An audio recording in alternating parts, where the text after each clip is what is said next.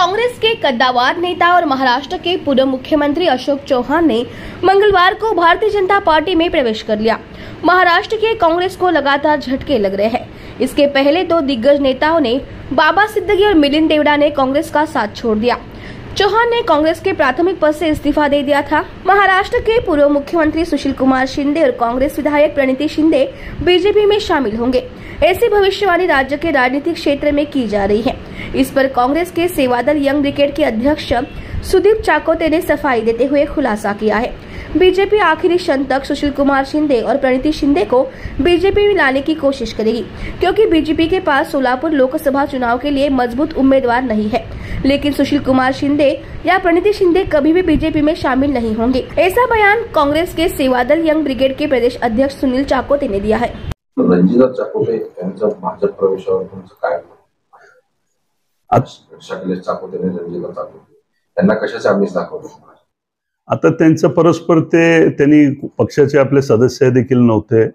परस्पर त्यांना काय गाठी भेटी दिली, त्यांचं कमिटमेंट काय झालेलं माहित नाही। त्यांची विचारसरणी एक वेगळी, त्यांनी त्यांचा प्रवेश ते त्यांचं व्यक्तिगत आहे, आमचं त्याच्याशी काही संबंध नाहीये। राज्यातील काँग्रेस फुटल्यानंतर राज्यातील अनेक दिग्गज काँग्रेस सोडून जाण्याच्या तयारीत आहेत, त्यावर तुम्ही कसं बघता?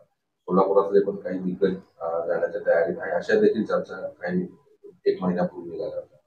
तुम्ही कसं बघताय? नाही, चर्चा तर होणारच। हे उगा अफवा त्यांनी उठवत आहे। मला वाटत नाही की चव्हाण साहेबांवर कोणी जातील। जे जातील ते जे भ्रष्ट आहेत, त्यांना त्यांची भीती आहे, काय तर त्यांच्याकडनं चुकीचं घडलेलं आहे, तर तेच लोक याच्यात सहभाग होते। आणि मला वाटत नाही की सोलापुरातून आवर्जून हक्काने सांगतो मी, ताई असतील साहेब असतील, त्यांनी कदापि हे साहेब मला बोलताना जर की म्हणले की शेवट माझं काँग्रेसमध्येच आहे, त्यामुळे ताई पण जाणार नाही।